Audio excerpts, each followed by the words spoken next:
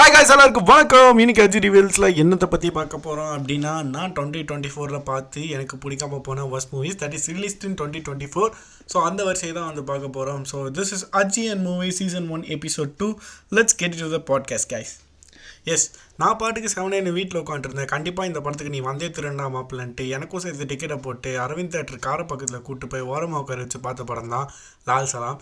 நான் வரலன்னு தலை அடிச்சினேன்னு சொல்லிட்டு அந்த இடத்துல அவனை போட்டு அடித்து நான் திரும்பி இந்த படத்தை விட்டு வந்தேன். என்ன ரீசன் இந்த படம் வந்து மொக்கையாக போனதுக்கு அப்படின்னு டேரக்டர் கேட்டப்போ எங்களுக்கு சில ஃபுட்டேஜ் மிஸ் ஆயிடுச்சுன்னு சங்கடமே படம் சொன்னாங்க. ஓகே, எல்லோரும் பார்த்துருப்பீங்க. மிஸ் ஆன ஃபுட்டேஜ் போட்டுறதா மட்டும் படம் நல்லா இருந்திருக்குமா அப்படிங்கிறத என்னோட கேள்வி. அண்ட் அடுத்ததாக வீட்டில் சும்மா இருக்காமே ஏதாச்சும் ஒரு படம் பார்க்கலான்னு சொல்லிட்டு டிஸ்னி ப்ளஸ் ஹாட்ஸ்டார் ரிலீஸ் ஆயிருந்த மலைக்கோட்டை வாலிபன் அப்படிங்கிற மலையாள படத்தை பார்க்க ஆரம்பித்தேன். அது ஏன் பார்க்க ஆரம்பிச்சன்றது எனக்கு ஐடியாவே இல்லை. பார்த்து முடிச்சக்கப்புறமும் பெருசாக எந்த ஒரு இம்பேக்ட்டுமே இல்லை. ஒரு நல்ல ஒரு கதைக்களம் இருந்துச்சு, பட் ப்ராப்பராக பிடிக்கலையா இல்லை எனக்கு பிடிக்கலையான்ற அந்த ஒரு விஷயமும் எனக்கு தெரில. ஸோ நீங்கள் பார்த்துருந்தீங்க அப்படின்னா உங்கள் கருத்துக்களை காமெண்ட் செக்ஷனில் மென்ஷன் பண்ணுங்கள். அடுத்ததாக சும்மா போயிட்டுருக்கோமே இப்போ ஏதாச்சும் ஒரு படம் பார்க்கலான்ட்டு வழக்கமாக நான் படம் பார்க்குறது தான். சும்மா படம் பார்ப்பேன். அது சும்மா போய்ட்டும் படம் பார்ப்பேன். ஊர் பேர் பைரவ கோணான்னு ஒரு தெலுங்கு படம் பார்த்தேன். அதில் பாட்டு மட்டும் சூப்பராக இருந்துச்சுங்க. மற்றபடி படத்தில் கதைக்களமோ ஒன்றுமே நல்லா இல்லை. சும்மா இருக்கிற ஸ்பைடர்மேன் இருக்கிற வில்லன்ஸ் எல்லாத்தையும் தூக்கி சோனி ஒரு மார்வல் யூனிவர்ஸ் மாதிரி கிரியேட் பண்ணணும்னு நினச்சி சோனி வில்லன் யூனிவர்ஸில் இருக்கிற எல்லா ஸ்பைடர்மேன் வில்லன்ஸையும் போட்டு அடிப்பாங்க. அந்த வகையில் வந்து படம் தான் மேடம் வெப். படுவஸ்ட்டு எதுக்கு எடுத்தாங்கன்னு இன்ன வரைக்கும் சோனிக்கே தெரியாது. அடுத்ததாக போர். காலேஜில் போயிட்டு கம்முனு பஸ்ட்டு திரும்பி வராமல் சீனியர்ஸோட சண்டை வலிச்சு நிற்கிற பசங்களோட கதை. இந்த படம் என்னமோ நட்சத்திரம் நகர் படத்தோட பாட்டு மாதிரியே இருந்துச்சு. இருக்கிற எல்லா கேரக்டர்ஸும் அந்த ரினை மாரி காண்டு பண்ணிட்டு தான் இருந்தாங்க. பொண்ணு ஒன்று கண்டேன். நான் ஏன் இந்த படத்தை கண்டனே தெரில. யாருமே காணக்கூடாதுன்னு தேட்டர் ரிலீஸ் பண்ணாமல் ஓடிடி ரிலீஸ் பண்ணிதாங்க. என்ன ஒரு குப்பை கதடா அப்படிங்கிற மாதிரி தான் இருந்துச்சு. பொண்ணு ஒன்று கண்டேன் இந்த படத்தை நிறைய பேர் கேள்வி கூட பட்டிருக்க மாட்டீங்க. நம்ம அசோக் செல்வன், வசந்த் ரவி அண்ட் ஐஸ்வர்யலட்சுமி நடிச்சிருப்பாங்க. அந்தளவுக்கு ஒர்க் ஆகலை, பேசாமல் இருந்துக்கலாம். அண்ட் அதுக்கப்புறமா இந்த படத்துக்கு நான் போயே தீருவேன் அடம் பிடிச்சி நானாக போய் வெளியில் போகிற வானத்துக்கு வேட்டிக்கில் விட்ட கதையாக. ஆல்ரெடி நான் படத்துக்கு போகும்போது பார்த்துட்டு வந்த 2 பேர் வேணாடா போகாதீங்களா அப்படின்னு சொன்னாங்க. நம்ம கேட்போமா, போய் சரிப்படி வாங்கியே திருவோன்னு போய் அந்த தேட்டரில் சவுண்ட் எஃபெக்ட்ஸில் காது கிளி இருந்து ரத்தம் வர அளவுக்கு ஆயிடுச்சு. அப்படிப்பட்ட படம் தான் அரண்மனை 4. ஒரு படத்தை இதுக்கு தான் மில்க் பண்ண முடியாது, போது விட்டுருங்கன்னா கேட்க மாட்டார். அரண்மனை 5 எடுக்கிறாரு. அது மட்டும் இல்லாமல் மூக்குத்தி அமௌண்ட்டும் எடுப்பேன்னு ஒத்த கலந்துட்டுருக்காரு. என்ன பண்ணுறது? அடுத்ததாக த பாய்ஸ். அமேசான் ப்ரைமில் ஓடிட்டு இருக்கிறது பாய்ஸா அப்படின்னு மட்டும் கேட்டுறாங்க. த பாய்ஸ் அப்படிங்கிற படம் சந்தோஷ் பி அவர் வந்து இயக்குன அந்த ஒரு படம் இருட்டு அறையில் மொட்டை குத்தோட டேரக்டரி. அந்த படங்களோட விட்டுருக்கலாம். நான் தனியாக நடிச்சு தீருவேன்னு சொல்லிட்டு அதோட பாட்டு வேறு எடுத்து, அது மட்டும் இல்லாமல் அந்த பாய்ஸ்ன்னு சொல்லிட்டு எடுத்தா 18+ மூவிஸ் தானே எடுப்பீங்கலாம், பார்த்து தாண்டா ஆகணும்னு சொல்லிட்டு காண கடி தெரியாரு. இந்த படம் ஒர்க்கும் ஆகலை. என்னென்னமோ ட்ரை பண்ணியிருக்காங்க படத்தையெல்லாம் வச்சு, பட் ஆனுமே எங்கேயுமே ஒர்க் ஆகலை. அடுத்ததாக ஹிந்தி படம். நம்ம சவுத்தில் மட்டும் இருந்தால் முடியுமா, நார்த்துக்கும் போய் சரிப்படி வாங்கிட்டு வருவான்னு சொல்லிட்டு பார்த்த படம் தான் ஹிந்தி படம் படே மியான் சோட்டே மியான். இதில் வில்லனாக வந்து பிருத்திவிராஜ் பண்ணியிருப்பார். அவ்வளோ மூவி செஞ்சுருக்கிற ஒரு ஆள் இந்த படத்தில் போய் இதுக்கு வில்லனாக பண்ணார். காசு பிரச்சனையானு தெரில.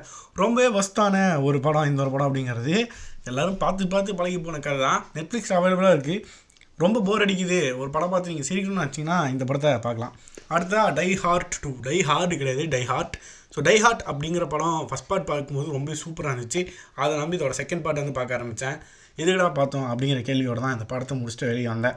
அண்ட் அதுக்கப்புறமா ஷைத்தான் நெட்ஃப்ளிக்ஸ் ரிலீஸ் தான் இருக்குது. மாதவன் நடிச்சிருக்காரு. கண்டிப்பாக ஒரு குவாலிட்டியான படமாக தான் இருக்கும். அப்போ அது ஜோதிகா வேறு பண்ணியிருக்காங்க, அஜய் தேவகனும் இருக்காருன்னு சொல்லிட்டு இந்த படத்தை வந்து பார்க்க ஆரம்பித்தேன். ஏன்டா பார்க்க ஆரம்பித்தேன்னு சொல்லிட்டு என்னை செருப்பாடு இது மாதிரி எல்லா சீன்லேயுமே அடிச்சிக்கினே இருப்பாங்க. தலைவலியோ வலி. ஓகே, இந்த படம் ஒரு பாட்டோட முடிஞ்சிடா, எப்படியும் ஆஃப் பண்ணலாம் போகும்போது பாட்டு வேறு இருக்குது, ஒரு ஃப்ரான்ச்சைஸ் மாதிரி பில்ட் ஆகுதுன்னு வேறு பெரிய குண்டு தூக்கி போட்டாங்க. என்னத்த சொல்ல. ஸோ இது முடிஞ்சு இதுக்கு அடுத்து வரிசையில் வர படம் நீங்கள் எல்லாருமே காரித்துப்பட படமாக தான் இருக்கும். அந்த வகையில் பார்த்தீங்கன்னா இந்தியன் 2 0 டாலரன்ஸ்.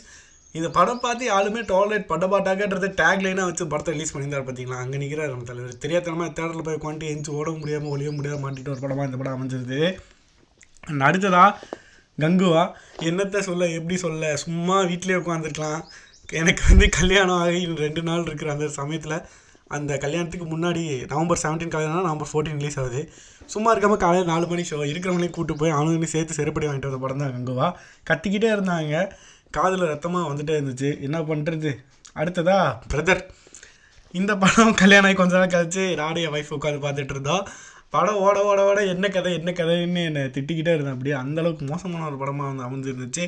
எவ்வளோ நல்ல படம் இருக்கும்போது எதுக்குடா இந்த படத்தை போட்டோன்னு அன்றைக்கி எனக்கு மொக்க அடி விழுந்துகிட்டே தான் இருந்துச்சு. அண்ட் அதுக்கப்புறமா இந்த படத்தோட ஃபஸ்ட் பார்ட் சூப்பராக இருந்திருக்கு, இந்த படத்தோட செகண்ட் பார்ட் செம்மையாக இருக்கும் அப்படின்னு நான் நினச்சி பார்க்க ஆரம்பிச்ச படம் தான் ஜோக்கர் 2 ஃபெயிலியர் லிரிக்ஸ். ஆக்சுவலாக அந்த வார்த்தைக்கு என்ன இருக்குன்னு எனக்கு சரியாக தெரில. ஜோக்கர் 2 அது ஃபஸ்ட் பார்ட் வந்து எவ்வளோ அழகான ஒரு படமாக இருந்துச்சு. இதை வந்து மியூசிக்கலாக தான் பண்ணுவேன் அப்படின்னு சொல்லிட்டு சீன் பை சீன் பாட்டை போட்டு கடுப்பேற்றி லேடிக்காக வச்சு வெறுப்பேற்றி ஒரு மாதிரி கொடூரமாக குழப்பி அந்த ஃப்ரான்ச்சைஸே மொத்தமாக சொதப்பி விட்டாங்க. என்னாலும் டிசியும் ரீபூட் பண்ணுறதுனால ஓகே இது ஒரு ஆகாத படமாக தான் போச்சு. பட் ஸ்டில் மேட்ரிக்ஸ் பேட்மேன் இருக்கிற பட்சத்தில் இவர் தான் வில்லனாக வருவார்னு கூட பேசப்படுது. பட் எந்த அளவுக்கு உண்மைன்றது தெரியல. ஏன்னா டைம் லைன்ஸ் எல்லாம் டோட்டலாக வேறு மாதிரி இருக்குது. பட் இருந்தாலுமே அந்த படம் எனக்கு பிடிக்கல. அண்ட் லாஸ்ட்டாக நான் வந்து பார்த்து கடுப்பான ஒரு படம் அப்படின்னா ஹாய் நானா அப்படிங்கிற படத்தில் வரதை ஜென்டர் ஸ்வெப் பண்ணி ஒரு படத்தை தமிழில் ரிலீஸ் பண்ணியிருந்தாங்க, மிஸ்ஸியோ அப்படின்னு சொல்லிட்டு. சும்மா உட்காந்துருக்கலாம், படத்தை எல்லோரும் தேட்டரில் மிஸ் பண்ண மாதிரி இந்த படத்தையும் மிஸ் பண்ணிட்டு போயிருந்துருக்கலாம். தேவையில்லாமல் பார்த்து டென்ஷன் ஆனது தான் மிச்சமாக இருந்துச்சு. எல்லாத்துலையும் ஹைலைட் என்னன்னா ஒரு காஃபி பிடிச்சி எல்லாத்தையும் ஞாபகப்படுத்துவார். அதுதான் என்னால் வந்து என்ன சொல்கிறது ஜீரணிக்கவே முடியல. ஸோ இது மாதிரி பல மொக்க படங்கள் நான் வந்து பார்த்துருக்கேன். பட் இந்த லிஸ்ட்டில் போடுறது எல்லாமே 2024 ரிலீஸ் ஆன படங்கள் மட்டும்தான். அடுத்தடுத்து வர பாட்காஸ்ட்டில் நான் போன வருஷம் பார்த்த மொக்க படங்கள் இல்லை நல்ல படங்கள் வேறு வருஷங்கள் ரிலீஸ் ஆனதில் நான் பார்த்து எனக்கு எது பெஸ்ட்டாக இருக்குன்றதை நான் வந்து உங்களோட ஷேர் பண்ணிக்கிறேன். ஸோ சீசன் 1 எபிசோட் 3 எபிசோட் 4 வந்து அடுத்தடுத்து வரும்.